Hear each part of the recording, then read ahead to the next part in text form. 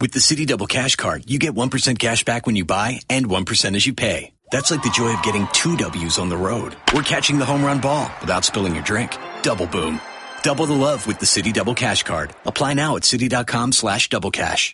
This is the worst of the Dan Le Batard Show with the Stugotz podcast. We've got sports for you today. Drew Brees is complaining. Drew Brees threw a really bad interception yesterday. I found myself yesterday watching Matt Ryan and being like, please be great, please be great. Oh, no, wait, you're just panic guy who, when he panics, throws to Julio Jones, no matter what. Wouldn't you? No matter. Yeah, I guess. But the Saints seem to know that. Sarah Spain in with us all show today. Happy to have her here and on Highly Questionable. One of the things that we're going to do today is we're going to send Stugotz out into the street. And what time are we doing that, Mike Ryan? We're going to send him out into the street as an alter ego. It's Art Basel here in Miami. It's the biggest art extravaganza, I think, anywhere in the United States. We're hoping for more people traffic out in South Beach. It's still a little bit early, so 90 minutes from now, 11:30 a.m. Eastern, we're going to send out Flembrandt. Are you going to do a live painting out there, Stugotz? Yeah, I'll do a live painting. I'm a little concerned because it's a bit hot outside for this time of year, and I'm concerned about the paint running, but we'll do our best out there. I will do a live painting out on 10th and Ocean today, yes. What's your preferred medium? My preferred what? I'm sorry, I couldn't hear you. You weren't speaking into a microphone. How do you like to paint? How do you like to, what is it? She's asking acrylics. Artistic? I like acrylic painting. Yeah, it's my favorite. Did I say that right? I have no idea. Painting is what she was asking you. Just if you're an artist, what kind of artist are you? Painter, not crayons. Really is of paint my specialty. Yeah, but I'll be out there with some paint today. Actually. All right. Well, anyway, so if you don't know what we're talking about, Stugotz has created this character. He will be wearing a scarf. It'll either be Fraud Monet or Flembrandt or whatever other name it is, and he's going because he believes he's very good. His real artistic skill, when you ask what is his platform or what is his style, it's sales. Ah, yes. And so what he's going to do is because he believes that there is no art. There is no art to being able to see art and see something different and valuable that others see. Yeah, I think art is a scam, and so I'm going to prove it today by going out there and selling my artwork, and I think it's going to go for a lot of money. Sarah, if you're interested in any of the pieces, you should check them out before I go out there because they're going to go quickly, and I'll put one aside for you. I have a new home, yes. I have lots of walls to fill. Have you seen any of them? I would love for them to be filled with Flembrandt. Have you seen any of the other work? I saw one piece of art that was an homage to his favorite football coach, Art Briles. Well, we don't know if it's that. That's left up for interpretation. It's known. The piece is simply known as art. I just call that piece art. That is correct. Guillermo, would you like to show Sarah Spain, even though we're mostly on the radio, we're also on ESPNU, would you like to show Sarah Spain so she could describe for the audience what these works are that Stugotz is going to try and sell in the streets in the middle of Art Basel using his sales techniques? This is a real bad area to try to do that. I don't think he's going to make a single sale. I don't think this is the area that people are looking for the fine art. No, this is where the suckers hang out. I'm good. This is the right place for suckers. You know? Yes, that's art. She has seen that one. She has seen the art that she interprets as Art Briles because it's the devil in a Baylor or a B shirt. Whoa. It might not be a Baylor shirt. Listen, as I've told you a million times, art is whatever you want it to be. Yes. Okay, that B could be whatever you want it to be. Mother. Did you see that? No, I saw the previews for it, and then I started reading the reviews, and everyone seemed confused. And I'm like, no, if everyone's confused, I'm going to go ahead and sit out this artistic display. Yeah, I read a spoiler review, and that seemed intense and excessive. Right. Okay. What happens in that movie? Oh, wow. This is terrible. Okay, well, this is worse than anything I made when I was a child. Hold on a second. Wait a minute. We have now got another portrait in front of Sarah Spain, and let me explain to the audience. It's called the Rachel. All right, it's called the Rachel, and some people have interpreted there's a sun in the corner, there's a house, and there seems to be a family, and 3 girls represented by the ribbons in their hair. Yes. And so it seems to be Stugotz's family, although we don't know. And then the one daughter, Rachel, seems to be the one he dropped to the side. Yeah, I did. And she was a baby. or it can be interpreted as she's making her way back home to the family, and the family's very happy, so she's getting closer. But some people can interpret that as she is outside of the family. Yeah, that's the beauty of art. It's whatever you want it to be. It's also, maybe she's more independent than my other daughter. She's kind of flying on her own, at a younger age. Right. It's whatever you want it to be, and it's not necessarily my family. It could be any family. Right. Well, what I want to ask you guys is, where do we need to set the over-under on what qualifies as a success here for Flembrandt? That's a fine. Yeah. Flembrandt as he wanders the streets here. Okay, so how much are you trying to sell these bad boys for? Minimum $200 each. Oh, my God. So that's zero things That's that too you low. will sell. That's too low. That's too low, you think? You're going to sell nothing. You're going to sell nothing might unless sell the art. a listener hears that you're coming Right. outside and they just want to meet you and they give you $5 for your trash. All right, we'll see. We'll see what happens. Well, I mean, I happen to think that there'll be a larger market for because everything down here, if you want a quality piece of art down here this week, you're not spending $200. Well, it's impossible. Leonardo DiCaprio's in town. He was with his art expert, and they were looking at an $850,000 piece in Wynwood. Exactly. So I'm coming in low. Presumably by a real artist Right. that's worth something. That's correct. So- real artist, whatever. I mean, All right. What makes them a real artist? All right, what is a success for you then? Because I believe I'm with Sarah here. I don't think there's going to be a sale of substance. Like you might get $5 for something. From a fan. I'm telling you right now, I'm not accepting $5. Wow. Okay. I will not accept $5. I'll totally accept $5. I'm lying. I will absolutely Mike, accept what $5. is what are we viewing? This is going to happen at 11:30 Eastern. Stugotz is going to be in the street, and we're going to chronicle it live as he tries to sell art. But I do feel like not only does this has the potential to not make a single dollar, it also has the potential to be terrible radio because he's not making a single dollar. Oh, it's going to be good radio because, yes, there's art, as in the piece that may or may not be Art Briles. There's art that he's going to be doing, but the real art we need to be discussing is the art of the deal. And Stugotz is a crude negotiator. That's what it is. Yes, that's right. And that's the real performance art that's going to be happening That's at right. 11:30 a.m. That's what Eastern. we're trying Can to we take bets on how many minutes into this whole endeavor he gets before he ties into charity? Well, he did that Because last time, yeah. Like the ice cream, I think when things get desperate, Yes. this is going to be, these are paintings made by sick kids. Ooh, yeah. Well, no, the money goes to Even better. They were made by the sick kids, That would and the explain how- money yeah. goes to them. That's why they're terrible. I don't know. Like, and why people should still buy them. Listen, I'm not saying I won't go That's a there. good marketing plan. That's a good plan. Yeah, but I don't want to go. I don't want to be too drastic unless I absolutely have to. You don't be. want to, but you're going to when you're 2 minutes in and you're flailing and the bid is dying. If I have to, I'll go there. But I'm going into this thinking I might not have to go there. I might say the charity tie-in is for kids who are sick who want to be artists as they get older. Like that might be like a little tie-in there. I am torn on this because I absolutely believe in Stugotz's ability to make good radio and television. Absolutely believe in that. And I believe in Stugotz's ability to sell. I do not believe in Stugotz's ability to sell what is for sale here, which is just crap. Well, it might be crap to you. It might be beautiful to others. I mean, that's the beauty correct. of art. That's what correct. art's all about, man. That's right. I'm an artist. I should know these things. I know. You don't. And an hour and a half. Correct. I wouldn't know. I am a layman. I am a maker of shoes, a cobbler, compared to your artistry. So I look forward to seeing what you unveil in an hour and 15 minutes on the public. But again, I want to set a number for what's a success. Because I don't want him to be able to claim success afterward unless he meets his expectations. How many pieces do we have that are done already? How many pieces? 5 pieces. So I'm doing one live out Shouldn't you there. know that as the artist? Well, I don't know. I gave them, I said, listen, I gave Billy the keys to my warehouse, and I said, take out whatever you want. Your gallery? This is a big day. My gallery, yeah. And we have some pop-up shops coming up. But I gave Guillermo the keys. I said, bring whatever you want. So I don't know what he brought. So he brought 5, and we're going to do one live. So that's 6 total. Prime 5 from the extensive Stugotz collection. He doesn't know which 5 he brought.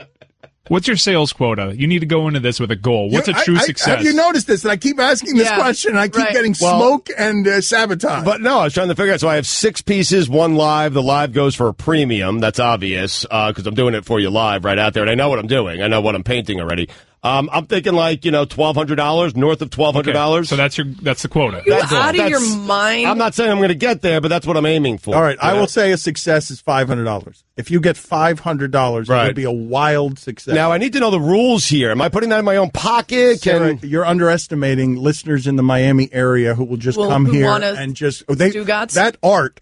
Somebody's going to want art. Right. Somebody's going to want that. It has nothing to do with Stugotz. It has to do with the arts. Like, I do think he could get some money. I just don't think he could get much money. Well, that's not cheating. Some artists go their entire lives with no one buying any of their works, and then when they die, they become this ultra famous artist. fame is what sells pieces. And Right. Stugotz is famous. Or death. So maybe Stugotz if things Maybe really we can combine those things at 11:30. things really start to go wrong. Dan Le Batard. Let's play the sound of Taylor Twellman speaking on behalf. Taylor Twellman, excuse me. He's an ESPN analyst who I thought was going to roundhouse kick Matt Brados during the middle of this. Max. Mother bleep. Stugotz. Sorry, man. Mother. Yeah, you're sorry. That's an easy one. You're sorry. What'd you You're call him? sorry. I'm nuts. What'd you call him? Joe Brados. He was sitting there next to Let's go to Tyler the sound. Twellman. Let's go to the sound. This is the Dan Le Batard Show with the Stugotz on ESPN Radio. So last night's game, the Atlanta Falcons beat the New Orleans Saints 20-17 in a game that had a lot of crud in it. And was an important game because if Atlanta loses it, they would have been in some trouble. And the game ends weirdly with Sean Payton running out onto the field and the referee throwing a flag that shouldn't be thrown in that situation. The game should not end with a referee throwing a flag up in the air. That's not how a game of football where people are giving their spines and spleens to this thing should end, with an old guy throwing a flag in the air against another old guy, neither of which ever have to do anything in the way of violence. But Drew Brees, how weird was that for you to see? The game has become so precise, and these guys have gotten so good at throwing to receivers that are not in any human way open. Like they're throwing into these windows that it looks like Drew Brees is making a terrible decision, but he makes that throw all the time into tight spaces. And this ridiculous pterodactyl who plays for the Falcons at linebacker just jumped up and surprised him with the athleticism. But what I wanted to ask you is, were you surprised, Sarah, the way I am, anytime Tom Brady throws an interception where you're like, whoa, I don't recognize that. That's so weird to see Drew Brees throw an interception in the end zone. Yeah, it's not quite the Aaron Rodgers thing where you're like, whoa. What, did he black out for a minute there? He never does that. Right. But especially, I think it is his first red zone interception of the season. This is the guy that you usually trust in situations like that, especially when you're watching the Falcons on the other end make the kind of mistakes that deserve to lose. When Matt Ryan has 3 picks, you presume that Drew Brees is going to be safe enough to just avoid. How about Quinn at the end? Quinn is so, like, Quinn's own fear of what he would do in that situation forced him to put New Orleans in a position where he's like, I don't want 3rd and 11. I want you to be in 4th and short because I know I would kick the field goal in that situation. And Payton's like, really? All right, quarterback sneak. More downs for my guy? Right. And but Quinn's like that. Always fascinating to me when these guys who are demanding the strength from others do stuff like that, where he's not. All he was doing there was motivated by his own fear. 4th and short there, I kicked the field goal for the tie. So that's what Payton's going to do, right? We got him off the field, and Payton's like, no, I'm going to sneak it here, and then I'm going to keep the ball, and then he gets rewarded at the end anyway. It was interesting, right? Quinn gets rewarded for his cowardice. Right, for his cowardice. Exactly right. I have so much confidence in Brees in that spot. I thought the game was over. I really did. I'm like, all right, this game's over. Drew Brees is going to get it done. But I was surprised to see that. Quinn knows that the moment that the offense stayed on the field on 4th and short, I feel like I don't know which coach was more horrified in the moment. Quinn, when he saw Seattle or that New Orleans was keeping its people on the field and was just going to keep the ball for the rest of the game, or Sean Payton when he realized, oh my God, that flag my guys have been fighting all game. All of them have been leaving the field injured. We are totally depleted, and look how the game ends with me not being able to be disciplined. And always asking the discipline, like the look on his face of recognition where he's like, oh my God, I just lost the game. Well, and then later when he says he doesn't remember making the choking symbol. Ridiculous. Do you think he really didn't remember? Like it was one of those where he was so enraged, and that's what the guy said. I think the competes came out, that he was so enraged that's why I did it. Or do you think he didn't have any good answer for it? And so by saying he doesn't remember, I think he had no good answer. He doesn't have to acknowledge and well, what do you think, Sarah? You think he doesn't remember doing that? No, that's a good. I like exploring that conversational space, though. There's a possibility. What do you do once? Let's do it this way.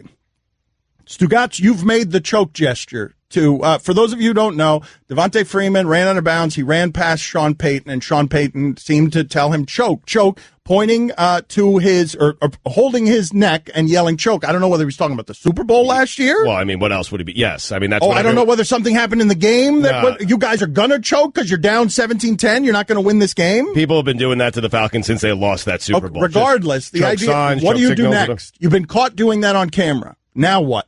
I guess I say I don't remember, but I definitely remember doing it. Like I'm interested in exploring whether or not he remembers. You could be in a place of rage where maybe you do something like that and you don't remember it, but man, I find it hard to believe in that spot where he was up at the time, right? Where he was that, like, enraged where he doesn't remember it. No, but it does. Sarah's point's a good one because it does neuter the way we can talk about it if we don't have sound from him explaining it. Like, he can add fuel to our content fire if he were to say anything, really. Anything other than I don't remember. Right, he could even say the best apology possible, and we're still going to talk about it much more than if he literally just says, it's honestly a trick out of the book of some of the people at the highest level of our country. If you just say it never happened or you don't remember it, I do not recall. Well, he do not recall. He not only said I don't remember. He left the press conference. No, I know that moment. But then we're left with discussing whether or not you believe him when he says he doesn't remember. Right, which is potentially better than discussing whether or not he nailed the apology or owned up to it in a way that we think is sufficient.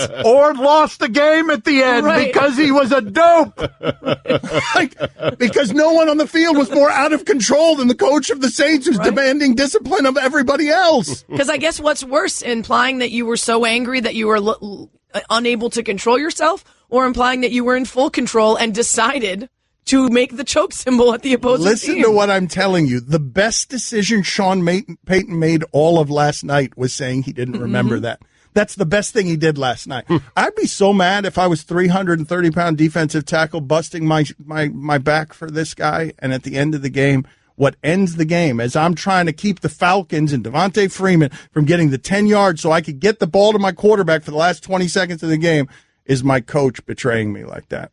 I mean, he should say he doesn't remember. That is the thing for him to say. He should tell everybody today, look, man, I was on pills. The medication. I had a wisdom tooth out, and it was the medication. I'm not just that would go over better. I'm saying in his locker room, guys, look. I don't know why I did that to Devontae Freeman. That's not cool. We were up in the game, and then who choked? We did. Yeah. My bad. Then they unearthed some pregame footage where he's talking to the team, and the whole time he's like, remember, guys, these guys are chokers. And then they're like, wait a minute. Hold on. Right. And then this was premeditated. And then at the end of the game, what does your champion quarterback do? Yep. Choke. Don Le Batard. Harden got selfish and decided he wanted to go to Houston and be the guy. And I told you when he went there, he's never going to win a championship. He was more concerned, James Harden, about being the best player on a decent team than he was on being the third best player on a legendary team. Stugotz. Hey, James Harden. And the beard's enough already. Who is he with a beard? Hey, he's trying to be different. I get it, James Harden. The beard. It's seriously the beard. When I think of James Harden, I won't think of anything other. I won't think of championships. I won't think of winning. I won't think of one of the all-time greats. I'll only think of his ridiculous beard. It's Harden.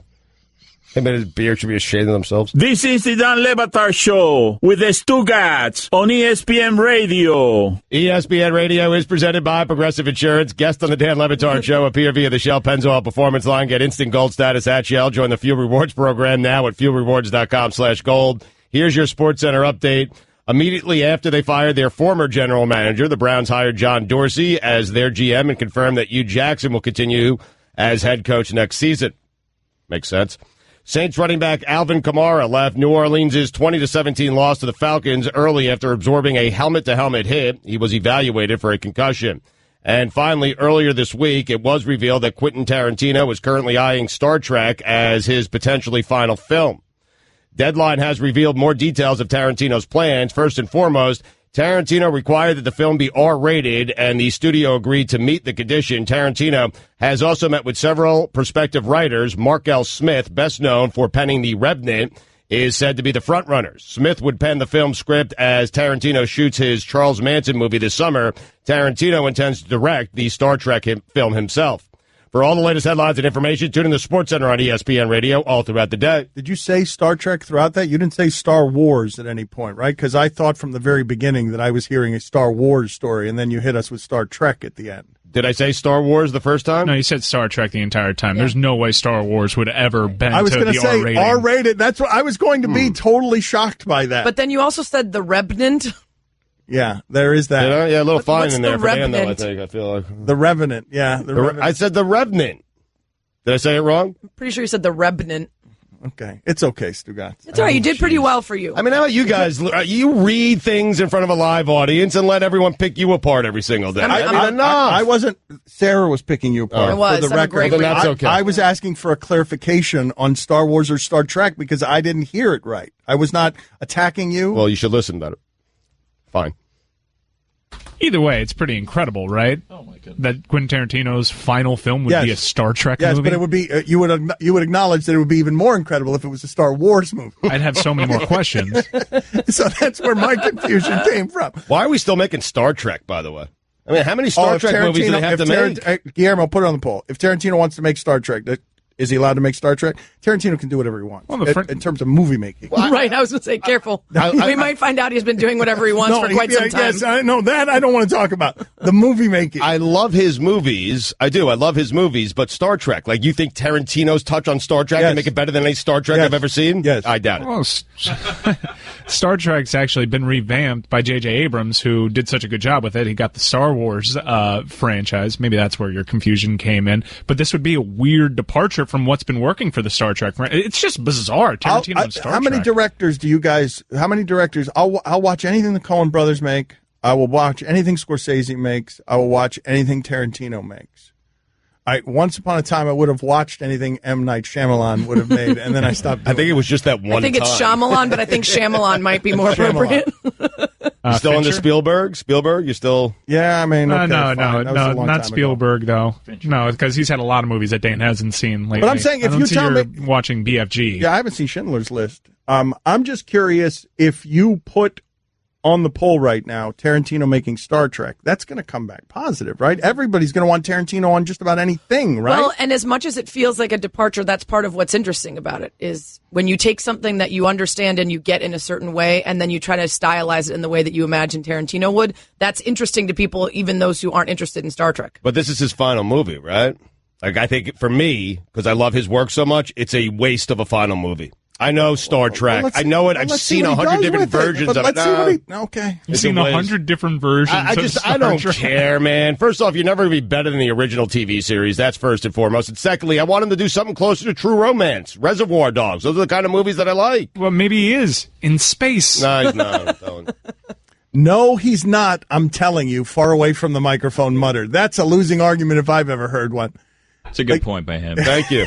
I mean, I thought so. All right. Well, but hold on. This segment started with Stugotz and Sarah Spain giggling. The reason they were giggling is because I don't know what reason, but for the 7th consecutive month, the television here has had Max Kellerman on it, and Stugotz and Mike Ryan have uttered concern for how Max Kellerman looks. They think that there's something wrong with him, that the lighting is such that he looks jaundiced, and every month, for 7 months, they've been asking me. I've texted Max, are you okay? Right. Because the conversation becomes around how gray and a payish gray that Max Kellerman has become. And he always responds, it's the cameras or the lighting, right? Like, I'm fine, it's cameras, it's lighting. Everything's good, it's the lighting. I guess if for 7 months cameras and lighting were making people text me, are you okay? I might ask if they could change the cameras and lighting, but maybe he's just not at all. I think it's something more sinister. I think that slowly First Take is stealing his soul. I was to say, it's like being the president.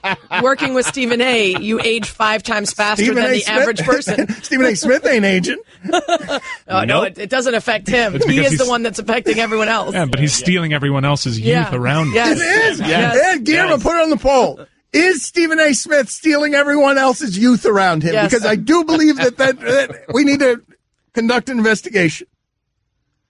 Has anyone else noticed this?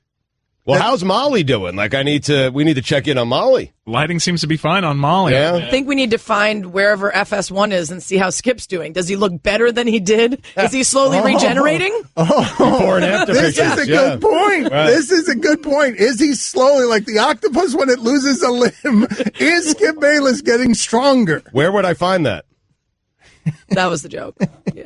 That was the Need joke. to find FS1, and then once we do, and then joke. That was the joke. But then, heavy-handed. That was. I just wanted to hammer it home, you know? Does have a fresh coat on lately. A Bayless? Yeah. Do you think it's lacquered? Yeah. Do you think like it's an actual fresh coat of paint that they put on Skip Bayless? Yeah. A roller. Yeah, they come in with a roller like get Max one of those. A strawberry blonde orange roller. Get Max one of those. Get the one Skip left behind. I think Max needs those people from Dancing with the Stars that turn you into like 3 shades darker. Just while his life force is being sucked out to prevent us viewers from noticing, he needs to. Is this something you've noticed before, though, Sarah? Because Mike and Stugotz are always bringing it to my attention, and I always think it's the lighting. What's interesting is I was just on First Take because they invited me. Stugotz, did you get the invite? I did not. Oh, okay. So I was just on the show. You had something to do with that, didn't you? No, they wanted the fresh new things on the radio slate. You guys are old news, but he seemed fine in person, so perhaps it is the lighting. He seemed fine in person. I keep telling him. Max keeps telling me he's fine. There's no doctor's visits. There's nothing happening with his health. He's gray. I know. That's aging.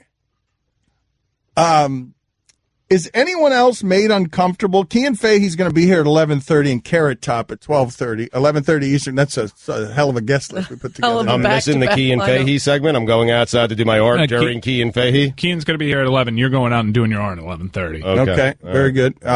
So Kean Fahey will be here in 20 minutes. Is anyone else being bothered, though? And this is dangerous. This is tricky ground for me here.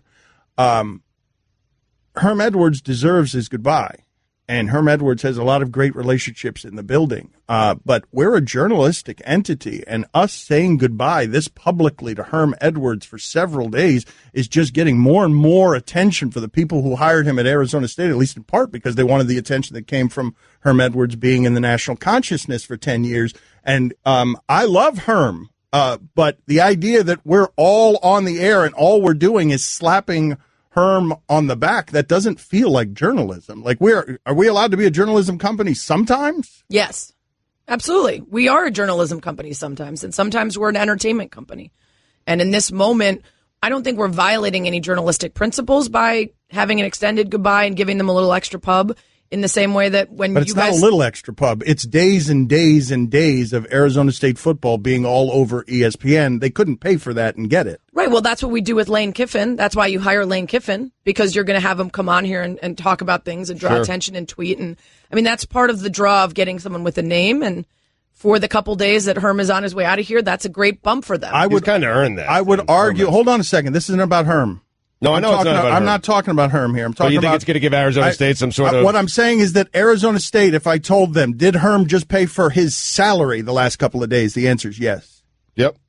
And that's what I'm saying. We don't do that for everybody. That doesn't bother me, though, because we can't calculate the ad equivalency for every time we talk about someone and what it would do for their program if they had paid for that time. We don't have an equal time regulation around here. We talk about what we're interested in. Kind of did it with Aaron Boone, too, did we not? I think that maybe we should, though, is what I'm saying. Like, that we should, as a journalism company, we should have a equal time. We could all say goodbye to Herm very lovingly without it having being days and days of saying goodbye to Herm, where Arizona State is on the, like, they hired, these guys at Arizona State hired Herm Edwards, at least in part, because they've been boys for a really long time. Right. And Herm Edwards has had a credibility. This is not a hire that would make any sense if Herm Edwards hadn't been on television for the last 10 years, because everybody would be laughing at it uproariously if Herm Edwards had simply not been in our consciousness instead of on ESPN. But hold on a second, because I'm told that Herm Edwards, it was very important to him to finish out his obligations at ESPN. Mm-hmm. So are we saying he could have done all that without us promoting Arizona State so much? I'm not talking about Herm here. I'm talking about our responsibility. Right. But his question is, if he wants to live out the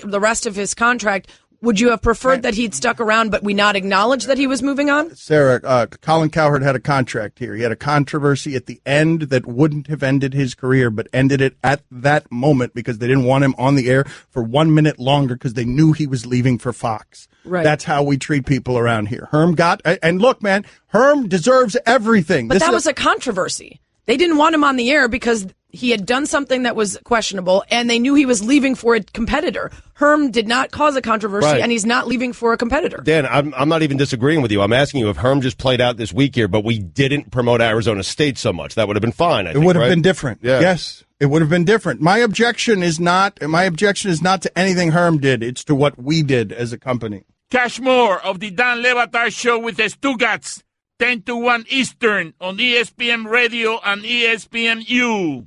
Hi, everyone. Stugotz here. Support for the Dan Le Batard Show podcast comes from our friends at Rocket Mortgage by Quicken Loans. Chances are you're confident when it comes to your work, your hobbies, and your life. Rocket Mortgage gives you that same level of confidence when it comes to buying a home or refinancing your existing home loan. With Rocket Mortgage, you can apply simply and understand fully so you can mortgage confidently. To get started, go to rocketmortgage.com/Stugotz, Stugotz, equal housing lender, licensed in all 50 states, NMLSconsumeraccess.org number 3030. Time to check in with MRL's leading football expert, Kian Fahey. Alex Smith is the guy who has a wide receiver wide open in the end zone and will run straight out of bounds and take a sack because he's in field goal range. For more of his work, visit presnapricks.com. You can't predict yak. Cheerios, mate, Cheerios. ESPN Radio is presented by Progressive Insurance, comparing rates to help you save. Now that's Progressive. Call or click today and find out how much Progressive could save you. Key and Fahey going to join us in just a second here on the Shell Pennzoil Performance Line. I'll take your phone calls, 786-456-4837. Here's your SportsCenter update. The Philadelphia 76ers have traded Jahlil Okafor to the Brooklyn Nets for Trevor Booker. The Miami Marlins, have traded second baseman D. Gordon to the Seattle Mariners for 3 prospects and cash. And finally, Snoop Dogg once tried to rent the entire country of Liechtenstein for a video shoot, and the main reason they said no is because he didn't give them enough notice. At the time, in 2011, anyone could rent the entire country for just $70,000 a night, which included customized street signs, temporary currency, and accommodation for 150 guests. That's a great night. Have the show Christmas party there. Can we do that? You said something about you used to be able to do that. You can't do it anymore, right? I don't know what the going rate is. This is back in 2011. I'm guessing. We try, Mike? Look, you want to call Liechtenstein? Yeah. Let's see if we can rent it for the show for a day. I'm going to do that. Marlins parade is ruined. Just funnel the funds over to Liechtenstein. Right, that's right. For all the latest headlines and information, tune in the SportsCenter on ESPN Radio all throughout the day. So Kian Fahey is here to talk football. If you want to talk to him, the telephone number is 786-456-4837. The pass that Drew Brees made last night, I feel like he's always trying to throw into those windows, and that all these guys are always trying to throw into these windows at these tight ends where guys aren't actually open. What did you see there at the end of that game? Okay, so the reason you do that, if you go to the Matt Ryan interception in the end zone to Julio Jones, when he releases that ball, the defensive back is looking at Julio Jones. So he thinks he throws that ball into a tight window, but it's not really a tight window because the defensive back can't see the ball. So it was the same situation. Actually, on that Ryan interception, it was a bad throw. It was just underthrown. If he had actually pushed it further, Julio would have had a chance. But on the Brees interception, Josh Hill was the tight end. He did not run a great route, and the reason he didn't run a great route is he didn't push upfield enough on the outside shoulder of the defender. And you need to do that to turn the defender's head and force him to turn with you. And Deion Jones never had to turn. It was still a terrible throw by Brees. And Brees quietly has not had a great year this year because they've been able to rely on Kamara and rely on Ingram. And he's made a lot of throws like that. He made one on Sunday against the Panthers where he threw the ball straight to a defender when they were winning by 14. That's what aging is supposed to look like unless you're Tom Brady. Well, it looked like it for Tom Brady for a while, too, and then you made a fool of yourself when he came back. That's right. That's exactly how that happened. You chronicled that correctly. You had Brady done 7 years ago. That's right. Did it as well, that's right. Chiefs. I remember the game distinctly. I remember where I was. They lost by 1,000,000 points against the Chiefs. I remember where I was. There it is. It's done. What's it been? 7 championships since then? Multiple Super Bowls, multiple Super Bowl MVPs since then. Yeah, he's still he's in the conversation again this year. Yep, good call. Kian, what's the difference between Matt Ryan this season and Matt Ryan a year ago? Okay, it's a really boring answer. It's a really crappy answer, but a lot of luck. He had an interception last night that wasn't his fault. He had a couple that were caught that were his fault. Last year, he had 20, in my charting, he had 22% of his interceptable passes were actually caught by defenders. No one else was above or was below 25%, and most people were about 45%. So that's the biggest difference. There's also the Kyle Shanahan factor. There's wide receivers dropping more passes than they did last year. So it's a combination of a lot of things. That's not a boring answer, though. I think that's a great answer. Yes. I think most people just say, Shanahan's not there. But what I'm doing when I'm watching yesterday, Kian, I'm seeing a dude that when he's most panicked, he just lobs the ball to wherever Julio is and says, you figure it out. And that's not what I want from my quarterback. But that's the beauty of Shanahan's offense. In Shanahan's offense, everything's very clearly defined. He doesn't have to just drop back and manage the pocket and try and figure a bunch of things out as he's doing it. What do you do with the Philadelphia result last week? You have been unpopular, right? Because you are not praising Carson Wentz as much as most people are praising Carson Wentz. I'm always unpopular, Dan. I don't take a huge amount from it because no other team is going to be able to replicate what the Seahawks defensive front did. The Seahawks defensive front, even with Cam Chancellor out, with Richard Sherman out, that's on the back end. On the front side of that defense, they've got a huge amount of speed with Bobby Wagner, KJ Wright, Michael Bennett, Sheldon Richardson, who's a ridiculous player who should never have been allowed go to that team. It was just unfair advantage at this point.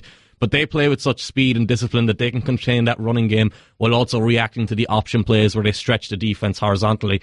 Maybe the Minnesota Vikings will be able to do it. Maybe the Rams might have a chance of doing it, but they're very inconsistent. You need to get them on a good day. But besides the Seahawks and the Vikings, it's hard to think of anyone else replicating that and putting the Eagles in a position where the quarterback has to play in uncomfortable situations. All right, be honest here, because remember, you're talking to me. So just pretend you're just talking to me, and I don't care about these things. You are in your living room watching the Eagles lose, watching Wentz not playing so well, and you were cheering that, right? I'm pretty sure I was in a bar with a mean that day, so I wasn't even watching it. But you were happy when you saw the result and saw that he didn't play well, right? No, I don't care, man. I don't care. I'm going to get crap from people no matter what. Am I allowed to say that on the radio? Either way. I'm going to get stuff from people either way, because if Russell Wilson has a great game, there's people who think I hate Russell Wilson as well, so it's the same to me. I mean, we know that you hate Wentz, so that's why it's different. Okay, so Goff and the Rams. What are you seeing from Goff? What's the biggest difference in his game this year from last year that's allowing him to be more successful? Well, he's taken a step forward. He was like, all the criticism he got as a rookie, and you can, like, it wasn't me, it was I was criticizing him, but there was loads of people criticizing him.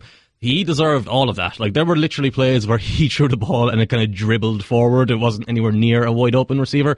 This year he's taken a big step. He's gone from being maybe the worst, well, actually, there's no maybe about it. He was the worst quarterback in the league last year. Him and Blake Bortles were down there together, and with Tom Savage when he played as well. He's jumped up to probably the 20th, 19th, 18th, around that area.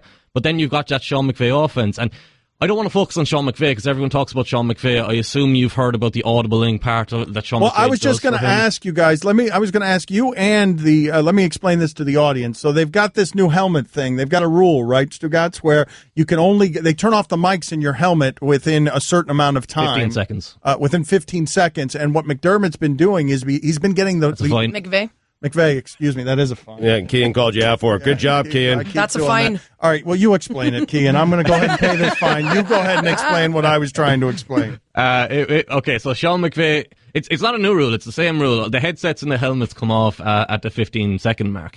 And what Sean McVay is doing is getting his offense to the line at about 21, 22 seconds. So Sean McVay is then the one calling the actual audibles for Jared Goff. Jared Goff doesn't have to make the pre-snap reads. Then the other thing that's kind of not mentioned here, he's got John Sullivan at center, who's a very old center who was cut from the Minnesota Vikings because he wasn't healthy.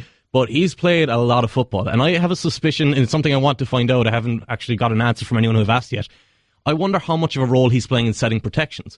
Because if you now have the coach calling the audibles and the center setting the protections, the mental side of the game for Goff is limited to basically reacting to anything that changes after the ball is snapped. That's interesting. I love that. That is interesting. Like that's why simplify it. No, and people are saying that they're getting around the rules or the spirit of the rules by doing all this stuff. But it does sound like they are protecting Goff like no other quarterback's being actually protected. But you see, the thing is, teams are going to catch on to this as well. The Minnesota Vikings were able to catch on to it because if you know they're coming to the line and they're going to judge what you do at the 16-second mark, and then the quarterback is all the responsibility, you show him one thing and then you show him something completely different at 14 seconds, and he comes into your trap. But they haven't figured that out yet, and this story has been in the news stream for a couple of weeks. Oh, the Vikings shut them down. They scored a touchdown on the opening drive, scripted plays from McVay, and then after that they shut Goff down completely. So do you think that Goff and the Rams will have significantly less success if teams pick up on that? Or is it something where McVay then says, all right, we need to have more set plays that are called before that 14-second mark? But that's why I didn't want to just start and just say McVay, because it's also the offense around him is really talented. We're in this position where we say McVay is doing something that Jeff Fisher didn't do.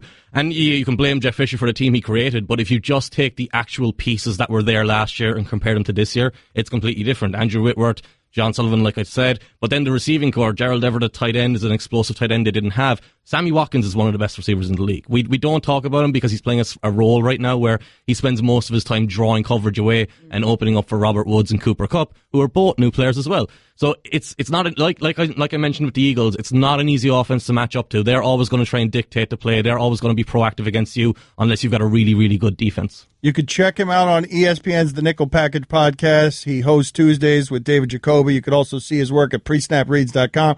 Follow him on Twitter at CIANAF. All right, answer these questions for me based on what you've seen in terms of film work. Who's doing the most with the least? You're watching these games and you're saying to yourself, man, this team isn't quite as talented as its record. Who's doing the most with the least? As in team as a whole or individual? Well, I want to do teams first. I want to do least and most. I want to do both sides of this.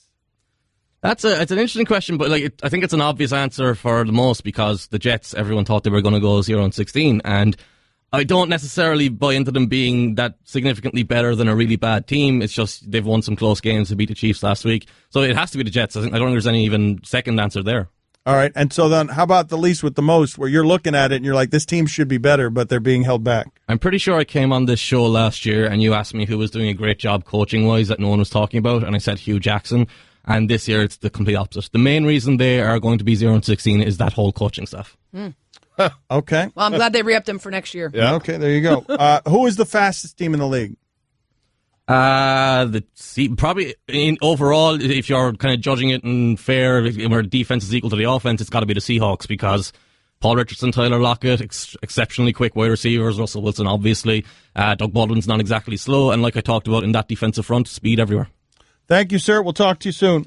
Thanks, guys. Dan Le Batard. Texture writes in, Stugotz looks homeless today. If I saw him walking down Ocean Drive, I would give him $5. Stugotz. Thank you. This is the Dan Le Batard Show with the Stugotz on ESPN Radio. ESPN Radio is presented by Progressive Insurance. Guests on the Dan Le Batard Show appear via the Shell Pennzoil Performance Line. And now your SportsCenter update. The Philadelphia 76ers have traded Jahlil Okafor to the Brooklyn Nets for Trevor Booker. I'm sorry, Sarah. Look behind you on the camera behind you of Stugotz wearing a scarf and a... It looks good, actually. He does. He looks like an artist. He's surrounded by people. There are people in the street. I'm sorry to interrupt you. He just looks like a French artist. Other than the jeans, he's really selling it. Yeah. Okay. He's negotiating. He's making moves. We'll check in with him in a second. Oh, boy. Miami Marlins have traded second baseman Dee Gordon to the Seattle Mariners for 3 prospects and cash. And finally, U.S. beef cattle have ballooned in size, experts say restaurants, grocery stores, and meat processors have had to get creative in how they slice and dice them up. Increasingly, that means thinner steaks, as well as more scrap meat and quote-unquote alternative cuts designed to make the most of a bigger animal. The cattle industry argues that it provides cheaper and more plentiful beef from fewer cattle. But there's emerging evidence that Americans dislike the changes to their steaks, and that could hurt the beef sector in the long run. For all the latest headlines and information, tune into SportsCenter on ESPN Radio all throughout the day. Our thanks to Sarah Spain for making everything around here better on this Friday. We like to have a little more fun than usual on Fridays. So Stugotz is now on the corner of 10th and Ocean. He has got his art display up. He is surrounded by people, all of whom I believe work for us. Yes, those are all employees. Okay, those are all people who work for us. They're on the phone. They're moving around diligently. Let's check in with Stugotz now. Stugotz, what kind of report can you give us from the corner of 10th and Ocean where you are being Flembrant and you are trying to sell some of your art because you believe art is a crock? Well, these are some of my finest pieces, and it is it's a little warm down here for December, so some of these things are starting to bleed a little bit. Well, I'm a little concerned about that, which brings down the value, of course. So here's the deal.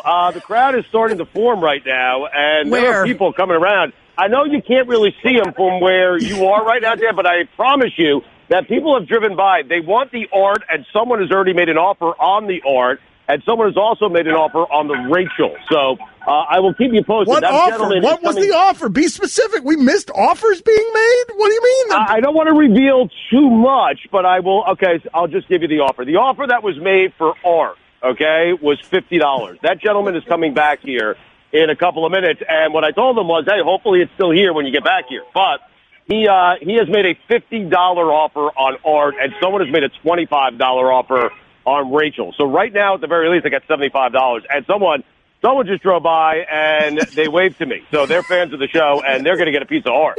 They just don't know that they're paying for it. Yeah. Okay, all right. Stugotz, which one is the Rachel? Is that the two circles? It's the house. The Rachel. Oh, is the house. Yeah, Right. Yeah, that's the house where it's me, my wife, and my other daughter holding hands, and Rachel, because she's earned this, she's just kind of off to the side. She's not a good girl. So wait a minute, that's up for interpretation. That's not what you were doing. That's the way you interpret it. That's how I interpret it. But of course, art is in the eye of the beholder, and so you can interpret it however you want. I mean, I'm not going to tell you how to interpret it. That's just what I had. That's what I was thinking when I actually put that piece together. All right. Can I talk to Billy for a second, real quick? Billy's there. He's handling things. Okay. I want to talk to Billy for just a second. Do you mind that? Do you mind? No, I don't mind it at all. Billy, they would like to talk to you. I'd like to sell my art. So how do you want to do this? I'm going to just for a second. Just for a second, I want to talk to Guillermo. All right, hold on. Guillermo, hold on a second. Guillermo, can you give us an honest appraisal, please? Hello? I don't believe anything Stugotz just said. Can you give us an honest appraisal of everything that's going down there real quick? It's very windy. Art is already falling. The people that are helping us. Sorry, the pieces are falling everywhere, falling on people. All right, go ahead. Hold on. All right, so Stugotz, give the phone back to Stugotz so he can negotiate. Thank you for all your contributions. That's $2 when you get back. All right, Billy, $2. You go ahead and put that in the bucket when you get back. I was fine for something. All right. As a woman, I think I'm allowed to say that no one's paying attention to the art right now. Oh, because we've got... All right, so hold on, guys. Got an onlooker. The Clevelander bartender was down there. Okay. No. We have a line that's starting to form right now, and momentum is really gaining here. So I have a gentleman. What is your name, sir? My name's Brendan. All right, so we have Brendan here, and Brendan is checking out the exhibit right now as we speak. Is there a particular... It is a phenomenal. I appreciate that. Some of my finest work. Is there a particular piece here that might interest you? It is Art Basel Week, and I promise you, whatever I'm selling these for, you're not going to find art as good as this for as cheap as this anywhere on the beach. Okay? So what do you want? Which one interests you the most? I have this one. I have the art. That's called art right there. Yeah. The devil wearing the green jacket. Yeah, it almost looks like Art Bras. You're right. But I'll leave that. Listen, that's your interpretation of it. That's not mine, but that's fine. The gentleman next to you has already made me a $50 offer on art. So I don't, if you want to, I hate to do this in front of you, sir, but if you want to offer more than 50, feel free to go ahead. I'll start a bidding war right now. Yes, a bidding war. That Art Brile this speaking to me. Yeah, so let me also explain this one. This is the piece that I am proudest of. It's called Empty. Okay? We just call it Empty. And what it is emptiness formerly before. called Emptiness. It was emptiness before. It was emptiness before, but now I call it Empty. Okay? So it's empty. So really what I allow you to do with this piece is I let you fill it in. First off, you got to unwrap it. And then secondly, what I do is I allow you to fill it in however you want to fill it in. Okay? That is artwork. It's deep, right? It's deep. It's deep. It's whatever you want it to be. It's amazing. Beautiful. So what do you think, $100 for that? Art Briles is speaking to me. I don't know. Oh, the art is speaking to you. To him. The art, we don't know if it's Art Briles. What do you call the Happy Family? The Happy Family, that's called the Rachel. Okay, and so you can interpret that however you want. When I was putting that together, I was thinking that my daughter... Stugotz, get some money. Stugotz, get some money. I was thinking my daughter, she's a nuisance, okay? And so I was thinking, like, she has kind of separated herself from the rest of the family. But you could also interpret it as going to come up with the therapist in a few she's years. kind of flying on her own, you know? She's matured. She's flying on her own. It's called the Rachel. So that's me. That's my wife. That's my daughter, Emma. And that's Rachel. Sell something! Yeah. So what do you think? You want $20 for that, you think? Have we lost communique with the artist? Still, that Art Briles. Is it 20 yet? Oh, yeah, that is a blue and yellow circle. Now, you might think that they're circles, but they're not, okay? So, I mean, it's blue and it's yellow. But what you really need to do, the inspiration behind that was, well, besides the fact that I'm a huge fan of sports and I like balls and I like circles and things that are circle, what I really wanted you to focus on is there is with the blue, right? We vastly and the yellow overestimated balls, his just sales look ability. Deep inside of it and see whatever it is you want to see. Nope. Okay? I see a sun, I see a body of water, and then I see, like, a little green melon there. But maybe you see something differently, and that's up to you. Melon? And that's the beauty. That's the beauty. Right? Yeah, that's the beauty of art. Yeah. All right, so you've gone to that move enough, Stugotz. Enough with. All right, wait. I have an offer. Hold on. I have a $70 offer right now on art. A $70 offer on art. Anyone want to go higher than $70 on Art? Yeah, plus those are some, I don't know if you guys saw these, but these are just like, $15, $20 pieces here. That's, again. Who are these three people around him? Oh, wow, the narwhal just sold. Hold on, everyone. The narwhal? You look like an art fan. What do you mean the narwhal? Where's the the narwhal? narwhal just sold for $20. The art just sold for $70. Okay? For more than 20? Sir, listen, I am Flembrandt. I am one of the most renowned artists down here on the beach. And it is Art Basel. And so I am selling some of my finest pieces here. We have a $20 offer right now on the narwhal. And we have a $70 offer on, I call that art. That's okay, art. One of those three guys is just the security guard. I appreciate your conversation. Yeah. Really? Yeah. That'll be $5. Are you interested in the piece? No, I don't have no Wall Street. Oh, no, you can't listen. You want to listen for free. You can't listen for free. Kick him out of the gallery. Kick him. All right, Flembrandt, kick him out of your gallery. Right. Have security kick him out of your gallery if he's just here to listen. I mean, Dan, the guy thinks I'm doing this for free. He wanted to listen. He wanted to sit in and listen on this conversation for free. I thought it was $5 to listen. So, but he's still there. $20 right now for which one?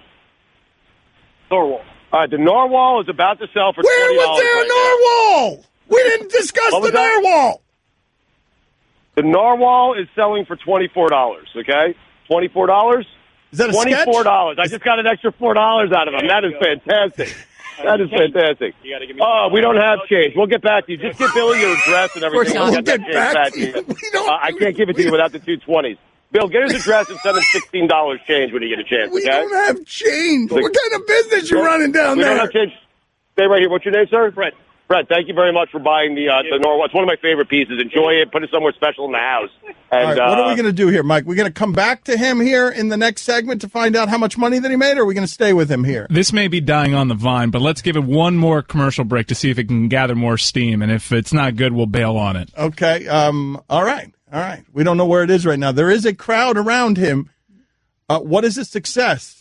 What is a success? Well, he said $1,200. He said $1,200 was his quota. Got some work to do. Yeah. Okay, some work yet to be done. We'll see what he does during the break and come back after this. Dan Le Batard. How is ESPN allowed this? Stugotz. They're talking sports, going at it as hard as they can. This is the Dan Le Batard Show with the Stugotz on ESPN Radio. Somebody is hitting us and specifically Mike Ryan where it hurts by writing in, this idea is worse than your Gronk Family Feud segment. I don't agree with you. Stugotz right now, Flembrandt is on the street painting, live painting, and that's what's lured a crowd. Give us a play-by-play, Stugotz, on what's going on with you. What's been going on during the break here? I just am putting the finishing touches on my live painting here. It is it's a zero next to a sack. I call it the J.J. Watt. And so I'm just putting the final touches on that. And then I might get into, if we have some time here, I might do what I call the KD. It's just an easy pass. So I'm working on that one as well. But Dan, this is very exciting because there's a big crowd forming here. And I have a $120 bid right now for art. I also have bids on some of the other pieces as well. So there are a bunch of people out here. This is fantastic. They're realizing that they're not going to get art this good anywhere on the beach this week, and they're getting it from a renowned artist, Stugotz. So here's the deal. We have $220 bids. No, we're together. Oh, you guys are together. 120. Okay, so we have a $100 bid and a $120 bid on art. Do you want to go higher than 120? He's going higher than 120. How much higher than 120? We have a $140 bid on art. $150 on art. $200 on art. We have $200 on art. Do I hear 210? $300. Oh my God. Wow. Here we go. For art. Exceeded my expectations already. I told you. $350 for art. $350 right now. This girl's just taking photos. She has no idea what's happening. Well, one of the guys who's bid is now questioning whether the guy who just bid $350 has enough money to pay for it. You take credit cards, Stu? $360 we just got offered for art. $370. $400 Oh, for for the love art. of God, this has turned into a total insanity. $420 for art. $450 for art. We underestimated him. Stu, do you take credit card? $450 450, 460 for art. And I'm telling you, if we put that on, if we auction that off to the audience, we'd get $20,000 for it. I'm not even kidding you. We might. I'm not even kidding. Listen, Dan is up. I'm talking to Dan right now, and he's right. He's with Sarah Spain, and he's saying if we put this out to the audience on Twitter, someone would offer like $20,000 for this. I'm not saying you guys have to do that, but someone would. They gotta be here. Okay, I know, but I'm just saying. So what's the last offer right now? 465. All right, so we're at 465. We're up to 470. Stugotz, you got COB at the end of this segment. You got nothing. You got to close up the business. You got 4 minutes to finish this up. Where are we at? You got 4 minutes. $535 for art. Stu, you got 500. I gotta be honest with you, it's a steal. I mean, I'm giving it away. I am giving art away. Stu, do you think you can get anybody up to $1,000 in the next 4 minutes? Want this? Would it be possible? Listen, here's the deal, guys. Okay, we'll give that to you for $5. The buy it now price. Here's the deal. I will let you guys. If someone here has $1,000, not only will I give you art, I will throw in Rachel. I will throw in the J.J. Watt. I will throw in empty. I will throw these things in. I'm giving them all away for one. For $1,000. All right. J.J. Watt is sold for $100. Forget it. All right.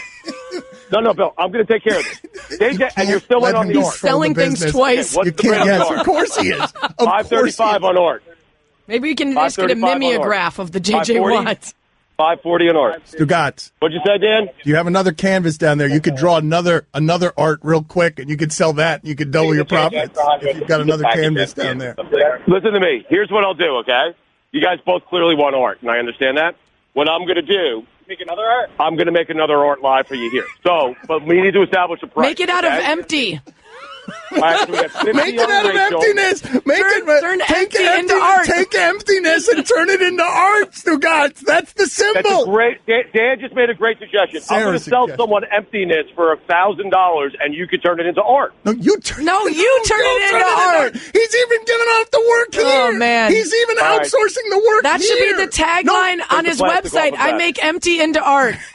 I'm going to get both of you art. Okay, I am going to draw art right now for you. Okay, so both of you will get it. How much are we? How much? Shouldn't be too tough, right? Because he did it the first time. You got 2 minutes. That speaks everything because this is a one-of-a-kind art. But if You're right, but that's the original. So how much for the original? We're cheapening his work. I really just want to see him attempt to redraw art since everyone knows he didn't do that. Yes, that was someone else's work. 540. 550. We got to wrap this up. We got 2 minutes. How much? 555. 560. Oh, for the love of God. 575. 6. Oh my God. Is this these people's college funds? What's happening? What is happening here? 600. 620. 620. 620 going once. 620 going twice. 620. Everyone signs it. Everyone signs it. So 620. Did you just promise your autograph, Dan? I'm not signing anything. I'll take the one for 100. All right, so I'll take the circle one. all right, so the JJ watch is sold for 100. Yeah. All right, close it up, Stugotz. We'll figure out. We'll do the math when you get back up here. We'll figure out what you sold when you get back up here in a little while. Close I this sold out. everything. I made a killing. Yeah. Wait, All right. did you sell the circles yet? No. Or what do you call those triangle circles? Yes. I'll give you 20 for that. Oh, we just got another $20 for some circles. What are some triangle 25, circles? 25, 30. Oh, 40. a bidding war on the circles now. If he doesn't come up here with wads of cash, I feel like he's going to close up shop. But he's going to come up here with wads of cash. Stu, you better collect. I was going to say, do you take credit card, or are we expecting these people to have $600 cash? 20 right here. Boom, yours. Okay. 40 for the circles. This is 50 unbelievable. for the circles. Oh, 50 for Rachel. Yes. Oh, my daughter for $50. Woo! I want the wad, but I need a small. Wait a minute. I need a Stugotz signature. The real Rachel. You get the real Rachel. You get my real daughter. Oh, boy. Okay, things got weird. Here? I mean, honestly. All right. What is going on? Stinks down here. It's Art Basel, not Fart Basel. It stinks down here? Did he accuse one of his customers of being gassy? Yeah. And then he said it's not fart Basil. Yeah. All right, Flembrandt. Good talking to you. We'll count up your money when you get back up here. You want more of the Dan Le Batard Show with the Stugotz? Tune in starting at 10 Eastern on ESPN Radio and ESPNU. Hey girl, have you done something new with your scales? Using new moisturizer? Nice. It really brings out the hazel in your eyes. Oh, hold on. Are you using whitening strips too? Your fangs look good, girl. Really good. A really charming snake charmer? Surprising. What's not surprising? How much you could save by switching to Geico. Wait, what? Have you been doing Pilates too? Geico. 15 minutes could save you 15% or more.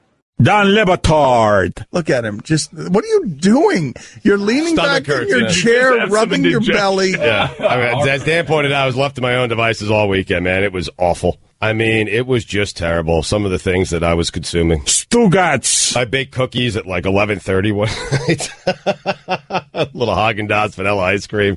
Woof. That was after 18 chicken wings. And I washed it down with some Toll House cookies and some milk. Aren't you leaving some consumed stuff out? How do you get to the point that you're eating this much? This is the Dan Le Batard Show with the Stugotz on ESPN Radio. I am looking forward to a report here because I was told that there were just $100 bills being thrown around on the street, that people were reaching in and grabbing cash. So we'll get an update from Flembrandt in a second. Chris Sims back with us. Bleacher Report, you remember him from his NFL days, and he's got some rankings of NFL quarterbacks, and we've got 71 of them. We got a bonus. He said Blake Bortles was the 70th ranked quarterback in the league, and so we asked him who's 71. Cody Kessler is what he said. 69 is Austin Davis. 68 is T.J. Yates. 67 Cardale Jones. 66 Brandon Whedon. Are you ready? Have we yet established whether he actually had a list or you forced him into Not acknowledging? Not important. Not important. Please don't let anyone see behind the curtain, Sarah. Thank you. And now, time. Are you excited for number 65? Are you excited for I number am thrilled. All right, let's do this. Thank you, Chris, for being on with us. The 65th best quarterback in the NFL, according to Chris Sims, is? C.J. Beathard. Yeah! All right. So C.J. Beathard. All right. Thank you, Chris. We appreciate it.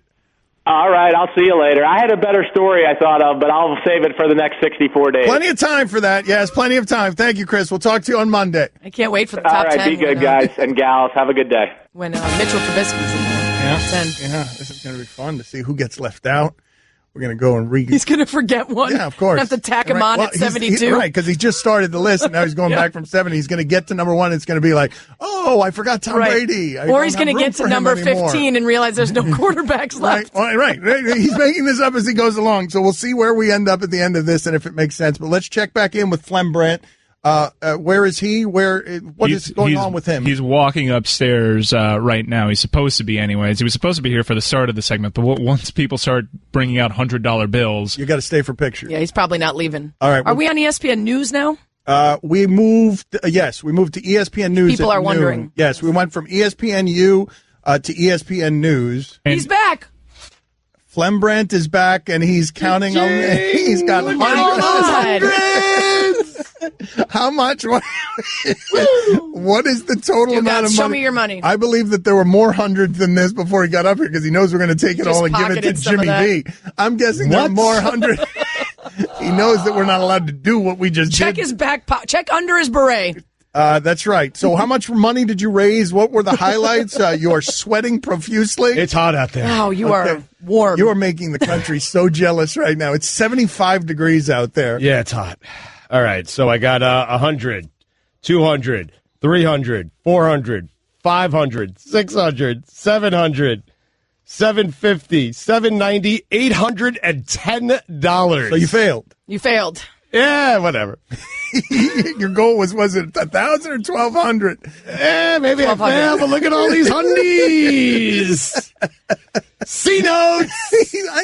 Explain to me what happened back there. These guys just had $100 in cash. Was there any buyer's remorse down there? If you don't know what we're doing, Stugotz went into the street, 10th and Ocean. We're in the middle of Art Basel. He sold some crappy art that Billy made that he was pretending was his own. And the J.J. Watt was fantastic. Oh, yeah. That was his own. It was a zero, a sack. I'm glad that was the sack you chose to draw. I was concerned at first when you started drawing. Was it between two J's?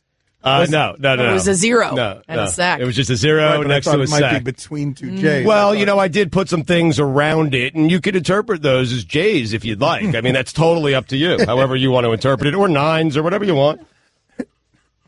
Hundreds! Woo! It's unbelievable. what's going on. What kind down of there? degenerate shows up with pockets full of $100 Did we bills just for take Stugotz? a bunch of drug money? Does this have blood on it? So tell me more about this Jimmy V thing. Yeah, we got to give all this money to Jimmy V. Yeah. He can't be out on a street corner just making money for you. Oh, okay. We're going to start showing up on Saturdays, and he's going to be down there with a stupid easel thinking he's going to make hundreds, and then realize that there's no cameras around and no one wants to talk to him. The guy, so you asked about buyer's remorse, and I'm telling you that the guy who paid $620 for art, without question, he is having buyer's remorse. I mean, I can see it written all over his face. I mean, how could you not? Whoever that guy is, if you're listening now, I want photos of art in your home. Is it on the mantle? Is it above your bed? Where are you putting your likely the most expensive piece of art in your home? For those of you who don't know, it was just a devil wearing a varsity jacket that had a bee on it, and that was called art. Don't forget the coach's headsets. The coach's headsets. And he was carrying a football. Yep. Doesn't mean it's who you think it is, though. Guillermo seems like he's just left a war zone. You seem really rattled. Are you okay? What happened? I cannot believe what just went on down there. Like, we had people outbidding each other hundreds of dollars. All these supplies, all the art, all the canvas, $53 for everything. For everything. I am telling you. Be careful what information you give out here, okay? I am telling you how we created more than one art. Now, I did sign it, Van Gogh's, and I did put 1 of 1 on there, but had we made like 6 of 6, I'm telling you, we would have cleaned house today. I mean, I had people texting me, say they'd give me $5,000 for art. Oh, no, if we had sold that on the internet, that would have sold an enormous amount of money from people who didn't want to just come out here on this corner and fight these drug dealers for their blood money. We could legitimately make replica posters of it and sell them for like $20, and I think a bunch of people would buy them. Yep. I would have Lebo do it. That would make it genuine art, but I guess we now have to call Stugotz a genuine artist. What I was going to say was I think Guillermo's shell-shocked face and his reaction is that his belief in art has died. He just witnessed what art is, and it's a just scam. a scam. Yes, thank you. He proved his point. As a societal experiment, the whole idea was Stugotz was going to prove the point that all of art is a scam. You can make money by just putting anything on a canvas, and he just proved it. Your brother is a world-famous artist, Lebo. His work is on the side of cruise ships. It probably took him several years to sell a piece for what Stugotz just did. You know what's actually funny about that? You tell that story. That's a funny story that you say that. I remember, and this is funny, I remember picking up my brother after a week's worth of work. You guys are actually going to like this story, okay? LeboArt.com is where you go. My brother he's a very successful artist. All his stuff goes for $20,000. Yep. I remember leaving a sub shop with him that he had spent an entire week doing a mural for, all over the wall, 16-hour days. And he left there thinking it was all the money in the world. They'd given him $750 for a week of work. And he was so happy. And I said to him at the time, Dave, if you watch that, you're going to laugh about this one day.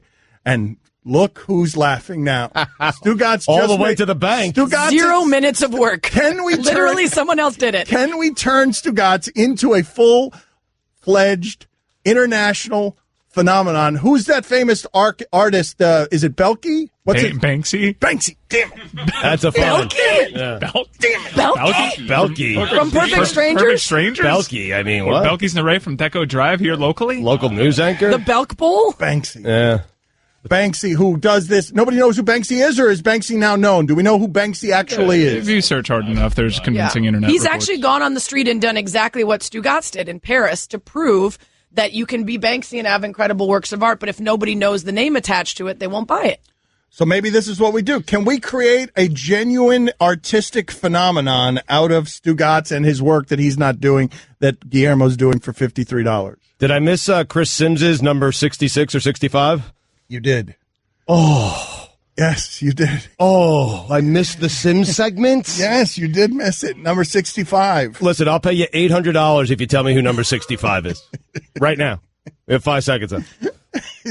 Do you remember C.J. Beathard? Is that who picked? I don't really care. Too high. Man, your headphones are so loud. I know. Yeah. I'm hot, man.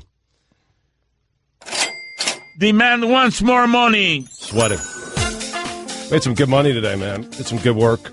And the people are happy, and that's all that matters. Don Le Batard. Do you refer to the yellow sauce at a hibachi restaurant as yum-yum sauce? 57% of the audience said no. Stugotz. Do you go ginger, ginger, ginger, yum-yum, yum-yum, yum-yum, yum-yum, yum-yum, or yum-yum, yum-yum, yum-yum, yum-yum? 38% of the audience said yum-yum, yum-yum, yum-yum. So they get 3 yum-yum sauces. They ditch the ginger, get 2 yum-yums with an additional yum-yum. Second place was ginger yum-yum. That Chris said earlier, no one goes ginger, ginger. 18% of the audience goes ginger, ginger. And 18% of the audience also goes yum, yum, yum, yum. How about that? This is the Dan Le Batard Show with the Stugotz on ESPN Radio. Method Man, unfortunately, eliminated last week. He had wanted to see the magic. 6-week run against Colin Cowherd. So we've got a new celebrity prognosticator in 10 minutes. But before we do that, Sarah Spain is with us. You are the commissioner of our Bucket of Death, Grid of Death League, and we've got like a real problem on our hands. We've got like a total uprising. Nobody wants to do anything anymore. Nobody wants to play this game anymore. Everybody wants to be finished with it, and now there are a whole lot of penalties that are coming that people are simply saying, I'm just not going to do it. Now, I don't think that Zardoz costume should be feared by anyone the way it is by me. And I have not, to any punishment, said I will not do it, although I would have had a hard time with that hairy tripe. If I had landed on that hairy tripe or those pig's feet or like eating challenges, I would have had a hard time. But I've not said at any point that I'm not doing it. But Chris Cody has announced he's simply not doing it. And Chris Cody's very low on the totem pole. And so you have anarchy in your league. And what we are right now at a point where people are wanting to cancel the entire thing, to just finish it. The only reason that we do it is for the listener, because the listener likes to have us bathed in shame. First of all, I would like to recommend that whoever does get the Zardoz wear a full-body nude jumpsuit underneath, which will significantly reduce the shame of wearing it, right? There won't be hair. There won't be flab rolls. Everything will be sucked nice and tight in. Sarah, you're still wearing the Zardoz. I feel like that would be cheating, but okay. This is a leadership that the league office and the NFL has been missing. Right. These are the steps that we can take to sort of mitigate some of the issues we're having.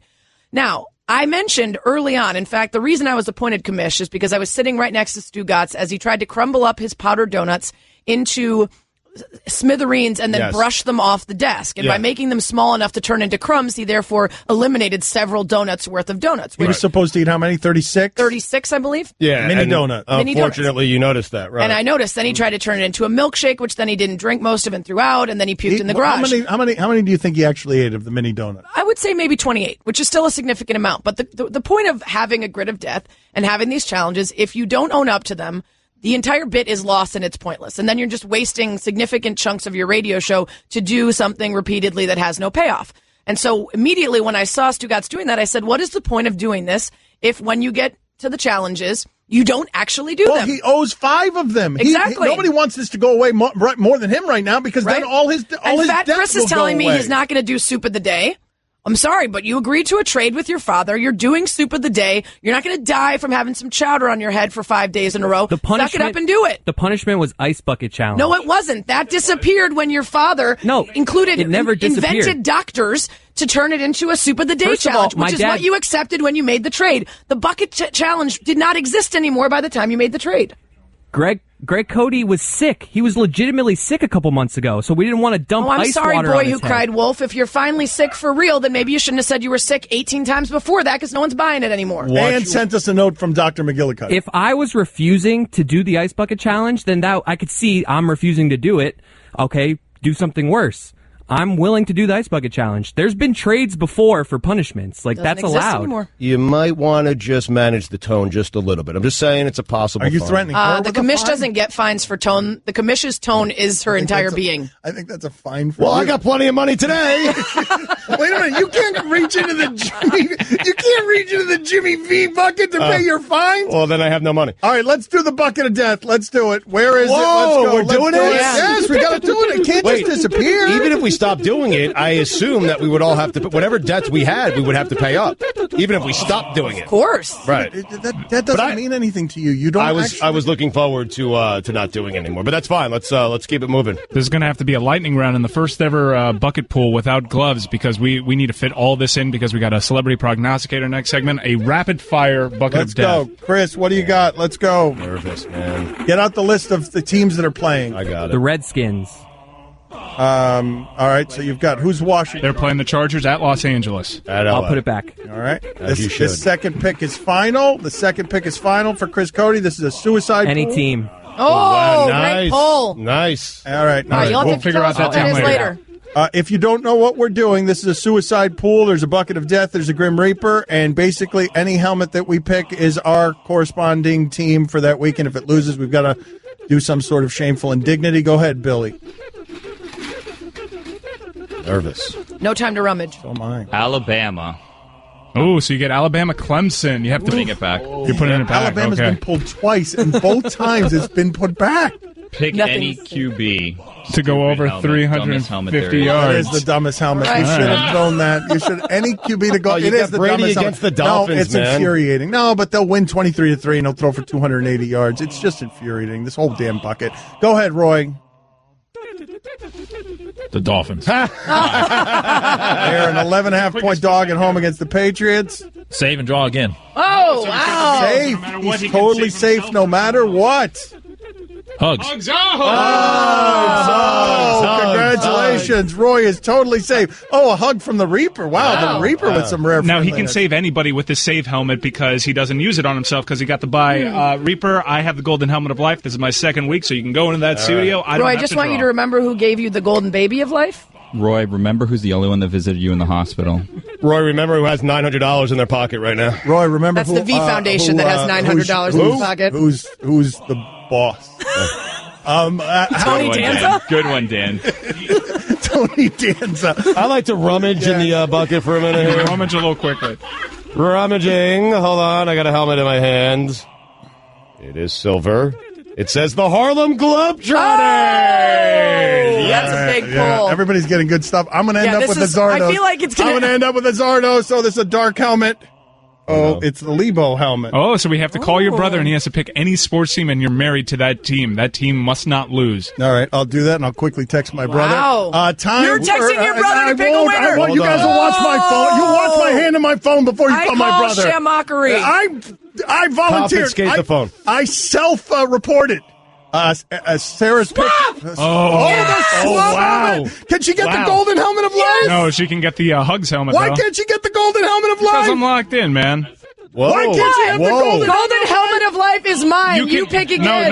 No, you can get the golden helmet. God. Guys. Oh, the commissioner abusing the power. Guys, you could get the golden helmet of life if I pulled it this week, but I pulled it last week. the You rules can't from swap this without guy helmet. every week. I'm not making that up. you See, this is why I wanted the whole thing to stop. Okay, so what happens now? I choose who I swap and I pick again and they get Time that? out. Order. Yes. Sarah, this is your league. If you Okay, want the then- golden helmet, it's yours. But you can also I'm going to get swap hugs. with Roy. Right. This is not her league. She's Hold just on a enforcing- second. Hold on a second. Everybody slow down a second. What team did you pick? What team did Chris pick? Patriots. All right, so you've got the Patriots. I mean, it's Roy. Roy has hugs. Here's my thing, though. Technically, it's as if you chose the golden helmet of life this week because it lasts 3 weeks. So your Jesus, choice. this is what I wanted to avoid. No, that's not how it works. If I pulled it this week, you could take This is why we want this to end because of this. Look, look at Mike Ryan. This is basically Mike Ryan is Jerry Jones Look right at now, him. and I'm Goodell. Look at him. Mike Ryan is trying to say that his potential of the ownership in this is more important than the commissioner. I In the motion that end- we end the league. Guillermo, I motion that we put it on the poll at Le Batard Show. Should Sarah Spain be allowed to swap for Mike Ryan's golden She helmet hasn't of drawn life? another helmet, and no, she can't because that's not the rule. You can't just change the rules You 2.5 make up years the into rules. this. You make up sorry, the Jerry rules. Jones. The compensation That has been- committee is the people, Guys, and they this will has- vote. This has been a rule since day one. She needs to draw another helmet anyway. Draw another helmet first. Sarah. Has it been a rule? If it's been a rule since day one and you're not making it up, This is then I will absurd. switch with Roy. If it's a rule, I'm nothing if not fair. We've been doing this for 2.5 years. Let her draw the helmet first. Okay, I'm switching with Roy. And then we'll figure it out. I already hugged Mike, so this that's is official. why you see now. You have experienced for yourself. No, but it's not just anarchy on air. This will continue off air. Yes. Mike Ryan will throw a temper tantrum. He'll be yelling at Mike everybody. Ryan is Jerry Jones. It took him out of the show for 45 minutes last week because he was just screaming at everybody. Face. I know. Aggressive. I know. Okay, so whoever I end up swapping with, this is what you're getting. It could be good. The Texans. It is Tom Savage. It is the worst. So either Hugs or the Harlem Globetrotters or the Lebo helmet or whatever it is that you want. Or the 350 helmet. Or the any quarterback. You can take anything that you want here. Sarah, what do you want to trade? Ooh, the Texans is terrible. You can have the Harlem Globetrotters. You can have Hugs. You can have the Patriots. You can have the Lebo helmet. You can have the Golden Helmet of Life if you decide that the commissioner is going to overrule Mike Ryan, overbearing rulemaker. Or you can have Guillermo's any quarterback throws for over 350 yards. Guillermo is looking at you longingly. What is your selection? I don't really want to hug all of you. I also don't want to leave poor Roy with something, but Roy does have the best body, so he would probably pull off the Zardos. So I'm taking the Hugs. All right, there it is. She went easy on Stugotz. Roy, no matter what, you got the save. You got the veto, so you can save yourself. If you Everybody's happy. Yay! Merry Christmas! Except for me, who now has Everyone to live loves with the commish. whatever my brother picked. Give me your phone. Celebrity prognosticator next. Don Batard. See how quick he is at slithering around I'm things? good. Like, yeah, you are good. You are a master liar. Stugotz. Like you are a genius liar. You are like the Einstein of liars. This is the Don Batard Show with the Stugotz on ESPN Radio. All right, so we've got a theory we're testing around here that the predictions that are made on these Sunday shows and everywhere else by the experts, they don't know any more than you do. And Method Man had a nice run here. 7 weeks, man. And he got us above Colin Cowherd for the season. Colin Cowherd is 32-23. We are better than that. We've been better than Colin Cowherd this season, but Method Man is gone, and we bring back an old favorite. He had a long run. What was your run? Do you remember, Carrot Top, how long you were? I didn't lose one game, I think, for like 9 weeks. That's not accurate at all. You were 45-0 over 9 weeks. That's excessive. Yeah, but you were with us for a long time, and we basically at the end of it were like 20-19. Right. It wasn't great. Whatever it was great. I was surprised. It wasn't great. More than surprised, shocked that you never called me back to do it again, since I was so good. But whatever. But you're here now. But now you're here. You dropped me like Matt Lauer on a Monday. I was doing great. And it's because you lost, Carrot Top. Nobody ran you out of here. Yes, it's because okay. Yes. You're right. Those are the rules, Carrot. But the last time you were on with us, you had a Mike Tyson story for us, and for some reason we couldn't get to it. So we can get to it now if you want. What was the Mike Tyson story? What was the Mike Tyson story? Well, I met a few times, and one time, of course, I was walking with a buddy, and my friend says, "Dude, do you think that's Mike Tyson?" And I'm like, "He's got a tattoo in the front of his face. I'm pretty sure that's probably Mike Tyson." Like, that's idiotic. In fact, what do you want your tattoo? Put it somewhere subtle and no one will see it. Put it right in the front of my face. Yeah. He's pretty much screwing the line up as well as me. But so I had done this joke on the Tonight Show and all these other different shows back in the day after he bit Evander Holyfield's ear, and so I was at one of these big award shows and they sat me right next to Dennis Hopper. God bless him, he was alive.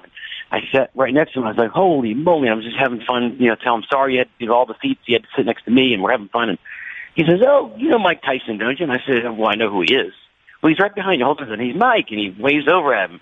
And I thought, oh God, because the joke that I was doing, it was like a rubber, like a boxing headgear that had these big rubber ears on the side of it, so his opponents would have something to chew on, some stupid thing. But it was really, really funny looking. And so it was on all the TV shows and everywhere. And so I look back and I can see his face kind of look at me, and he looks at me, and he comes right up to me. I mean, like nose to nose. And he said, You think that's funny, the thing you put the ears in the thing? And I was like, no, I don't think it's funny. And he's like, you think it hurt people's feelings with that? And I said, no, I swear to God, Mike, it's my job. I'm just having fun. And I swear to God, he was going to kill me. And he kind of looked at me like he was going to kill me. He was snarling, and then he gave me like a love tap on my left shoulder, which is still swollen. It was like 12 years ago. And, it was unbelievable. And then I'm just kidding. And, you kidding me, man. And I'm like, oh, God.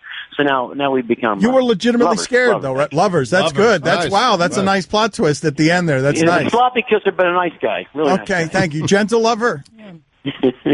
Let's go ahead and do celebrity prognosticator. That's legitimate fear, though, right? You were legitimate fear swept over you as Tyson. No, legitimate fear. And he was good. He was going to kill me. He was acting. He was up for it. How many times a day you think he does that to someone? Mike Tyson.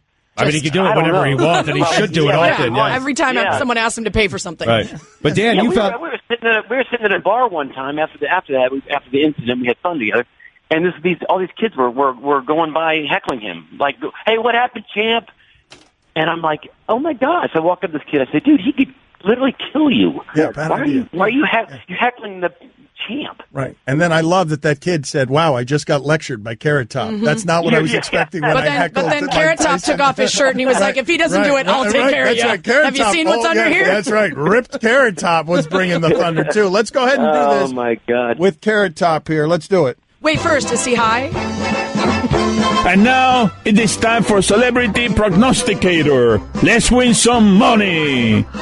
We should find out if he's high first, because the only people who have won this year have been high. Yeah, I think that Carrot Top told us though that he's not. He doesn't do any of that stuff. Like those scenes at the end of The Hangover are funny, at least because Carrot Top. Didn't you tell us you don't do any of that nonsense? No, yeah, I'm the one that came up with that bit. They said, "What do you want to do?" I said, "Why don't we do coke? Because I think it'd be funny if Carrot Top was doing coke." So. Not really an answer, but we'll take it. All right. But do you smoke weed? That's what we're right. Oh, weed. Yeah, we were doing coke in the movie, but. Are you movie coke? Are you a weed smoker though?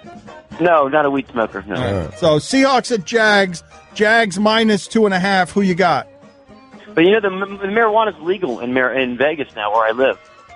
So you can get it pretty much anywhere. Jags, Carrot Top. Seahawks at Jags. Seattle and Jags. All right, there's gonna be a lot of gum chewing on this. Come on, that was a great joke. Seahawks at Jags. Jags minus 2.5. Who you got? I'm gonna, I'm gonna probably go with the Jags. I think that there's a lot of gum's gonna go through Pete Carroll's mouth that day. Yes, but, I'm gonna go with the Jags. A lot of gum. Vikings and Panthers. Panthers plus 2.5. Who you got? I'm going to go with the Vikings on that one. Eagles at Rams. Rams minus 2. Who you got? It's going to be a very foggy, smoky stadium. Let's see. I really like the way Goff's playing. I'm going to take the Rams on that one, but the Eagles are they're not clicking right now. They're kind of lost their step.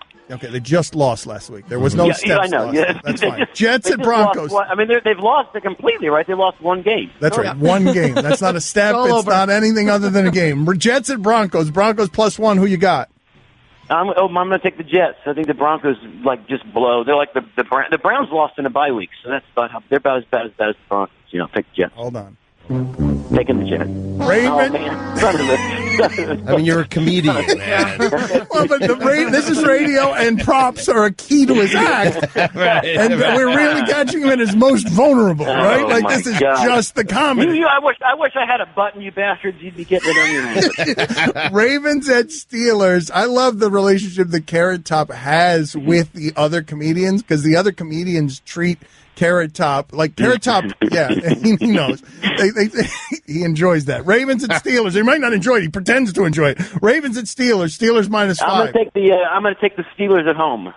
All right. Looking forward to you being on with us next week. We got to check in with New York first to see if my picks are okay. All right, we're good. Okay. I thought there was going to be a prop or a sound. I'd be a lot more confident if he was making prop bets. Hold on. Oh no, that was a good joke by her. It was that was a delayed. We were not. That wasn't going against Sarah. It was. That was directed at Carrot Top. It was the third consecutive bad joke Carrot Top has told. Carrot Top, man. Good God. Comedy's all timing, and I didn't time it right. We'll talk to you next week, hopefully, Carrot Top. Good talking. All right, let's do it. All right. That was going to be my first to The man wants more money. You almost got it. That's certain. I want him to win. Stuff. He didn't. That was some lame comedy he was throwing our way. You can listen to the Dan Le Batard Show with the Stugotz 10 to 1 Eastern on ESPN Radio, and you can watch on ESPNU.